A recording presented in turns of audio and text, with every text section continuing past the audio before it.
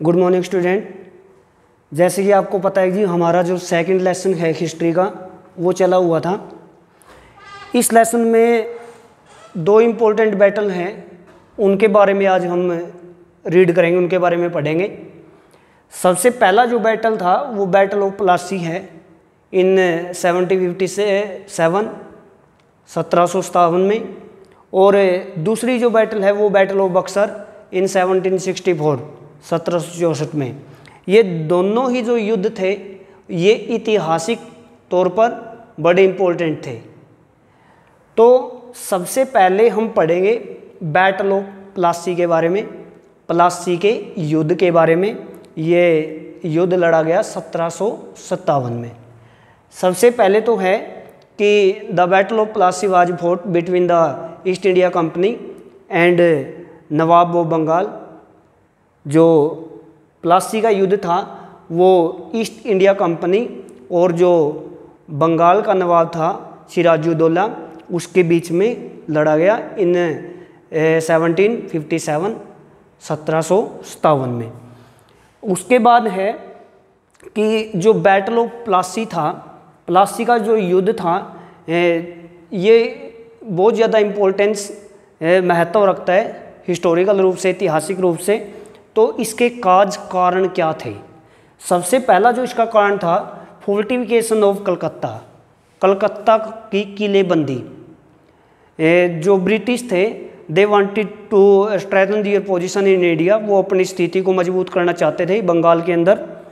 सो दे fortified Calcutta, इसलिए उन्होंने कलकत्ता के अंदर जो देयर सेटलमेंट्स, जो भी उनके भवन थे, इमारतें थी, उनका फोर्टिफिकेशन किलेबंदी करना शुरू कर दिया। जो बंगाल था, बंगाल का जो नवाब था Sirajuddaula, he asked the company to stop the fortification, also the company East India Company and the French. जो बंगाल का नवाब था उसने ईस्ट इंडिया कंपनी और जो फ्रांसीसी ईस्ट इंडिया कंपनी थी, दोनों को फोर्टिफिकेशन किलेबंदी, किले बनाने से रोकने के लिए कहा। बाद में जो फ्रांसीसी ओबे दियर ऑर्डर, जो फ्रांसीसी थे उन्होंने उसके आदेश का पालन किया। But the British East India Company continue fortification their settlement, लेकिन जो ईस्ट इंडिया कंपनी थी वो लगातार अपने किलेबंदी में लगी रही। The nawab of Bengal Sirajuddaula could not tolerate this, वो उसको सहन नहीं कर सकता था। सेकंड है इसका जो काज था, कारण प्लासी की लड़ाई का, वो था मिस यूज ऑफ कंसेशन। जैसे हमने पीछे पढ़ा था कि जो ईस्ट इंडिया कंपनी थी उसने टैक्स फ्री ट्रेड, बिना टैक्स दिए हुए व्यापार करने का राइट, उसको अधिकार प्राप्त था, जिससे जो बंगाल का नवाब था उसको बहुत ज़्यादा प्रॉब्लम हुई। तो और सबसे बड़ी प्रॉब्लम थी कि the officer of the company started their personal trade, कि जो कंपनी के अधिकारी थे उन्होंने अपना व्यक्तिगत व्यापार करना आरंभ कर दिया। इसका रिजल्ट क्या निकला कि huge loss of revenue of Bengal, इससे बंगाल का जो रेवेन्यू था, भू राजस्व था, उसकी बहुत ज़्यादा कमी हो गई। So the nawab of Bengal wanted to stop this trade free, tax free trade. इसलिए जो बंगाल का नवाब था वो इस बिना टैक्स दिए व्यापार को रोकना चाहता था। So he was very angry to the British, इसलिए वो अंग्रेज़ों से बड़ा दुखी था। उसके बाद इवेंट, जो प्लासी की लड़ाई हुई, इसकी इवेंट घटनाएं क्या घटी कि ये लड़ाई कैसे हुई। सबसे पहले जो कंपनी का उस समय गवर्नर, उस में कंपनी का जो कमांडर था Robert Clive, he make an associations, उसने एक संगठन बनाया with a military commander of nawab के एक सेनापति के साथ, जिसका नाम था Mir Jafar. He also joins a Hindu rich merchant, उसने एक हिंदू रिच व्यापारी नेम्ड अमीचंद, उसको भी अपने साथ मिलाया। He has a conspiracy against Sirajuddaula, उसने सिराजुद्दौला के खिलाफ एक षड्यंत्र रचा, साजिश रची। ही प्रोमिस मीर जाफ़र, जैसे हमने मीर जाफ़र के बारे में पढ़ा था कि जो मीर जाफ़र है सबसे पहले जो रॉबर्ट क्लाइव था ईस्ट इंडिया कंपनी का कमांडर, उसने जो सिराजुद्दौला का सेनापति था मीर जाफ़र उसको अपने साथ मिलाया, और इसके साथ साथ उसने जो बंगाल में एक धनी व्यापारी था जिसका नाम था अमीचंद, उसको भी अपने साथ मिलाया, और जो सिराजुद्दौला था उसके खिलाफ एक षड्यंत्र रचा। ही also Robert Clive promise Mir Jafar, जो रॉबर्ट क्लाइव था उसने मीर जाफ़र से वादा किया कि आफ्टर द बैटल्स, युद्ध के बाद वो उसको बंगाल का नया नवाब बनाएंगे। इसके साथ साथ ही also got promise from the Mir Jafar that he was remains aloof in the war, कि जो मीर जाफ़र है वो युद्ध के समय तटस्थ रहेगा, वो सिराजुद्दौला का साथ नहीं देगा। अब क्या हुआ कि जो सिराजुद्दौला था he reach in the battle of Plassey with 10,000 military troops, जो सिराजुद्दौला था लगभग 10,000 सैनिकों के साथ वो मैदान में पहुंचा प्लासी के। द बैटल वाज स्टार्टेड, युद्ध शुरू हुआ, बट इन समटाइम्स, कुछ समय के बाद जो मीर जाफ़र था द कमांडर्स ऑफ सिराजुद्दौला, जो सिराजुद्दौला का सेनापति था, वो युद्ध से अलग हो गया। इससे क्या हुआ, और an ables and honest commanders name Mir Madan also lost his life. इसके साथ में तो मीर जाफ़र युद्ध से अलग हो गया, और उसके साथ साथ सिराजुद्दौला का जो एक ईमानदार कमांडर सेनापति था नेम्ड मीर मदान, वो लॉस्ट हिज लाइफ, उसको भी अपने जान गंवानी पड़ी। इससे क्या हुआ कि जो सिराजुद्दौला की सेना थी उसमें भगदड़ मच गई। जो सिराजुद्दौला था वो उसने भी अपनी जान बचाने के लिए वो मुर्शिदाबाद की तरफ भागा, but the son of Mir Jafar name Meeran, जो मीर जाफ़र का लड़का था मीरन, वो उसने उसका पीछा किया एंड ही किल्ड देयर, और उसने सिराजुद्दौला की वहाँ पर हत्या कर दी। इस प्रकार जो बैटल ऑफ प्लासी थी, प्लासी का जो युद्ध था, East India company become victorious, वो इसमें विजित हुए, और जो बंगाल का नवाब सिराजुद्दौला था वो मारा गया। उसके बाद है रिजल्ट, कि जो प्लासी की लड़ाई हुई, बैटल ऑफ प्लासी, इसके रिजल्ट क्या निकले। सबसे इम्पोर्टेंट इसका जो रिजल्ट था, East India Company appointed Mir Jafar as the new nawab of Bengal.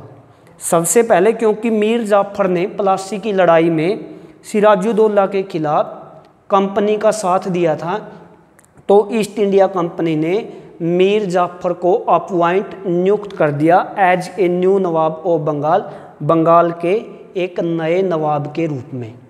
पहला तो इसका रिजल्ट परिणाम ये निकला।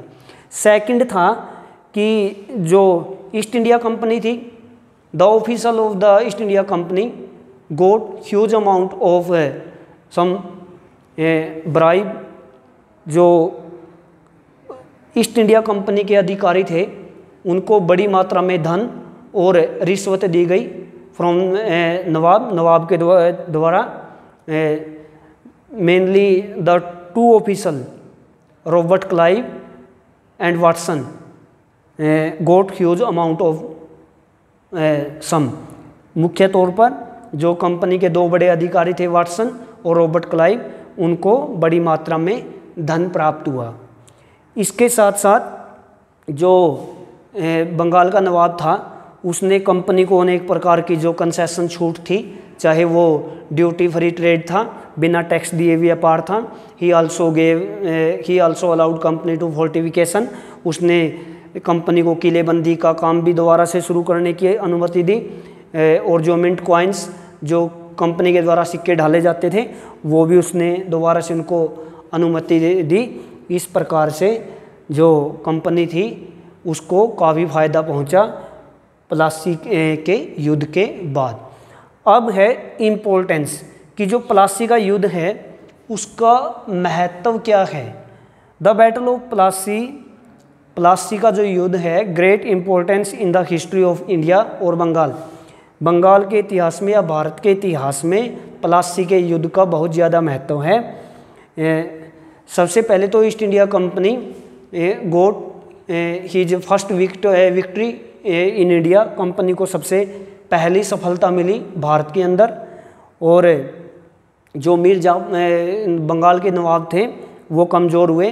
Company strengthen their position in Bengal, company ने बंगाल के अंदर अपनी स्थिति को मजबूत किया और उसके साथ साथ उसको अनेक प्रकार की जो कंसेशन थी वो प्राप्त हुई।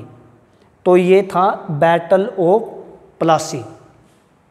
जैसे हमने बताया कि battle of Plassey was fought between the East India Company and the Bengal of nawab Sirajuddaula in 1757 की जो प्लासी की लड़ाई थी वो 1757 में बंगाल के नवाब और ईस्ट इंडिया कंपनी के बीच में लड़ी गई थी।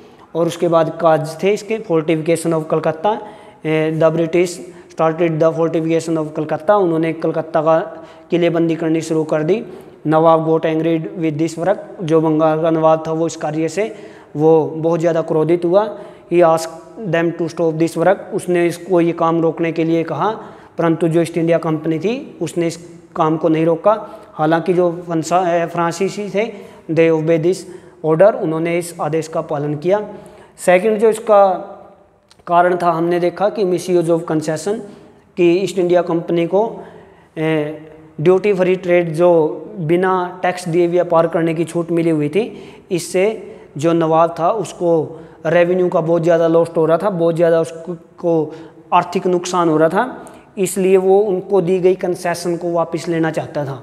इससे भी ब्रिटिश नवाब से बहुत ज़्यादा दुखी थे, ये भी उस युद्ध का प्रमुख कारण था।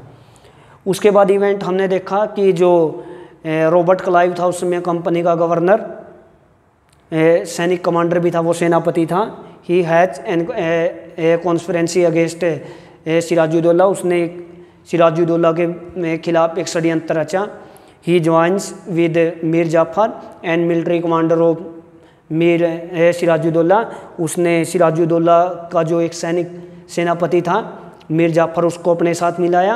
एंड ऑल्सो एक हिंदू मर्चेंट नेम अमीचंद, और जो हिंदू व्यापारी था उसको भी अपने साथ मिलाया। और he company promise that after the battles Mir Jafar was appointed as the new nawab of Bengal, और कंपनी ने, जैसे हमने देखा कि उन्होंने मीर जाफर को वादा किया था कि युद्ध के बाद वो सिराजुद्दौला की जगह मीर जाफर को नया नवाब बना देंगे। तो ये सिंपल सा प्रश्न था, यदि आप अच्छे से करोगे। दो प्रश्न हैं, battle of Plassey and battle of Buxar, ये दोनों ही जो युद्ध थे ये कंपनी के लिए बहुत ज़्यादा इम्पोर्टेंट थे भारत के अंदर। उसके बाद है बैटल ऑफ बक्सर। जैसे हमने देखा कि battle of Plassey was fought in 1757 की जो प्लासी की लड़ाई थी वो 1757 में लड़ी गई। उसके बाद नेक्स्ट जो बैटल हुई वो थी बैटल ऑफ बक्सर, बक्सर की लड़ाई इन 1764 1764 में between nawab of Bengal Mir Qasim and East India company.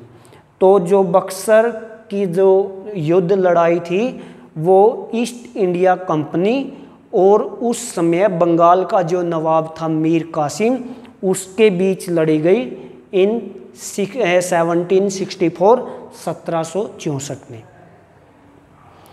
This war was great importance in the history of India. ये जो युद्ध था ये भारतीय इतिहास में बहुत ज़्यादा महत्वपूर्ण था।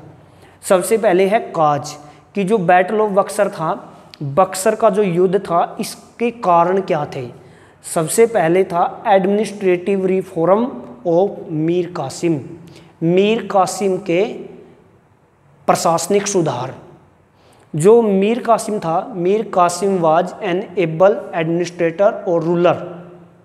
जो मीर कासिम था वो योग्य प्रशासक और शासक था। He wanted to improve the economic condition of Bengal. वो बंगाल की आर्थिक स्थिति को सुधारना चाहता था। इसलिए उसने जो ड्यूटी फ्री ट्रेड का जो कंसेशन छूट मिली हुई थी अंग्रेज़ों को, वो वापस लेना चाहता था। इससे जो ब्रिटिश थे वो बंगाल के नवाब से, मीर कासिम से काफ़ी वो दुखी थे, क्रोधित थे। सेकंड था miss use of trade concession by the companies officer. जैसे कि हमने देखा कि जो ट्रेड कंसेशन व्यापारिक छूट मिली हुई थी, ये छूट केवल ईस्ट इंडिया कंपनी के लिए थी, न कि officer of the country, officer of the company, company के अधिकारियों के लिए। But the officer of the company started their personal trade. जबकि जो कंपनी के अधिकारी थे उन्होंने अपना निजी पर्सनल व्यापार जो था वो शुरू कर दिया। इसका जो रिजल्ट निकला, huge loss of revenue of Bengal. इससे बंगाल का जो राजस्व इकट्ठा होता था, टैक्स इकट्ठा होता था, उसमें बहुत ज़्यादा कमी आई।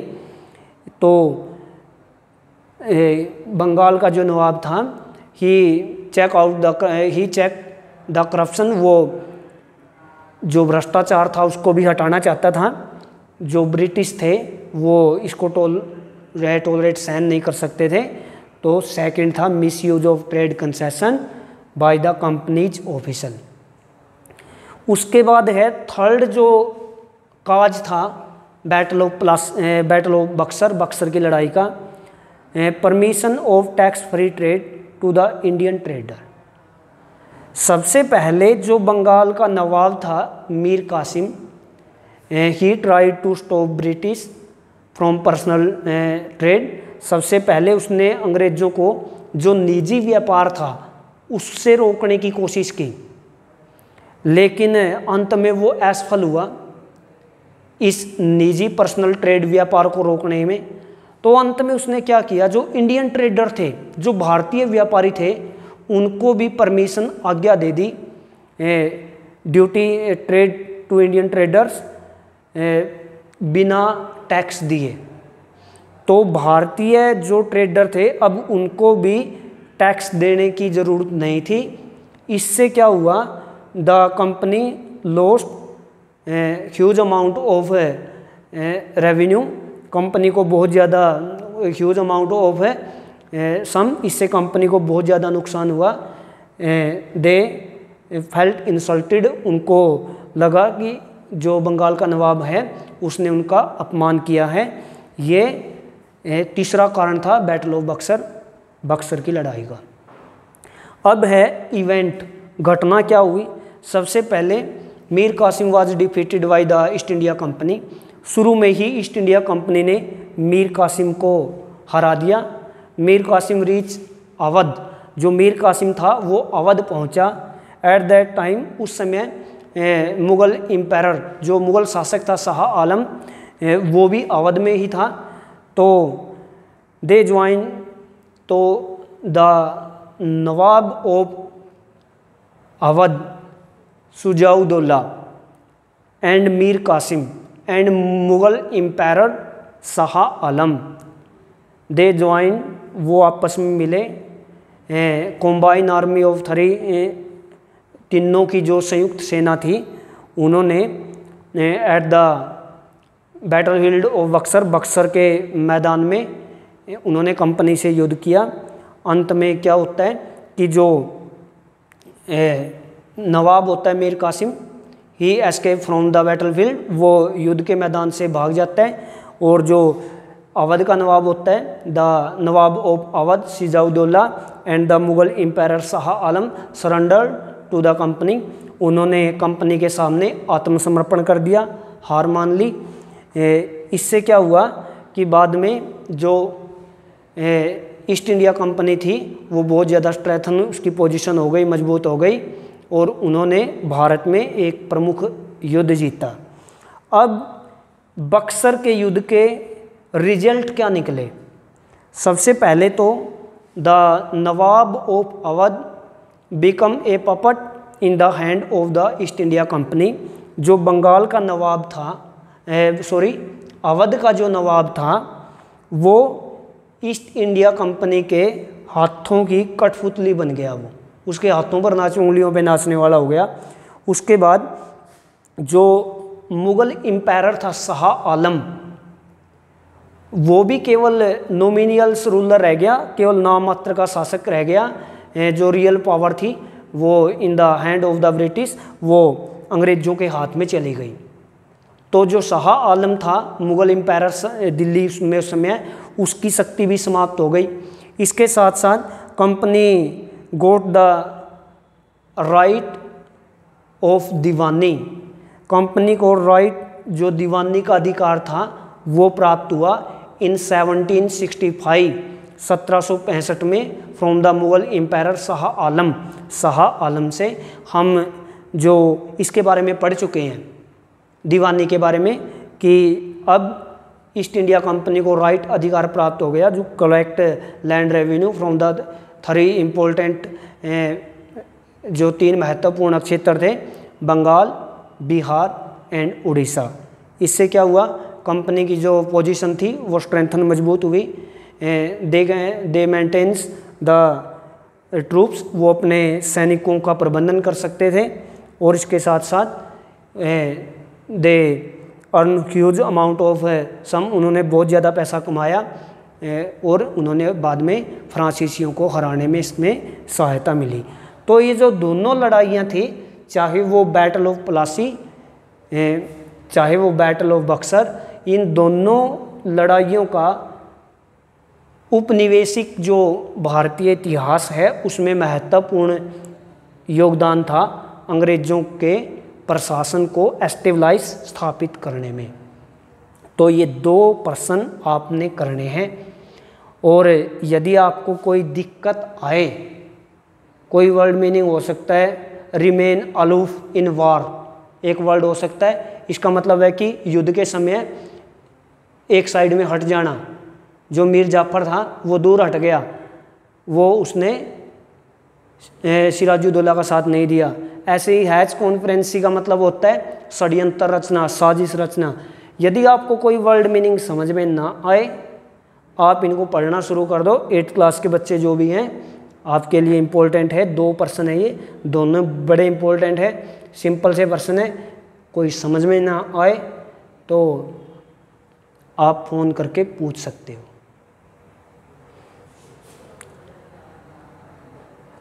कई बच्चे हैं पूछते हैं, लेकिन कई बच्चे हैं वो नहीं पूछ रहे। तो मेनली कई बच्चों को बड़ा मिस किया जा रहा है, चाहे वो रोहित है, कुलदीप है, सुधीर है, साकेत है, कमल है। आप लोग फ़ोन करके पूछते नहीं हो या आप लोग पढ़ते नहीं हो, इसलिए आप पूछ सकते हो। Thank you.